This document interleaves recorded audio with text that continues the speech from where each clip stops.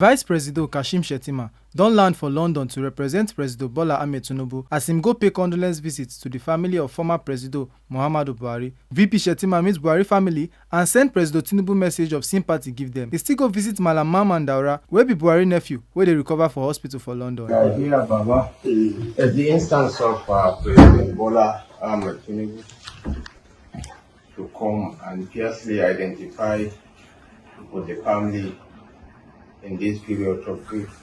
It's not a loss to the family alone, but to the entire nation. And the president was personally grieved, was personally touched. He said it's one of us. That was the exact word he used. May Allah grant the soul of our patriarch, of our father, eternal rest, and reward him with his Al-Jannah Firdaus. And may Allah also give the family, the government and people of the Federal Republic of Nigeria the fortitude to bear the irreparable loss. It was an institution. He has taught the lives of each and every one of us here. Words cannot adequately capture the depth of our grief. Inna lillahi wa inna ilaihi raji'un. Once again, on behalf of President Bola Ahmed Tinubu, please accept our heartfelt condolences.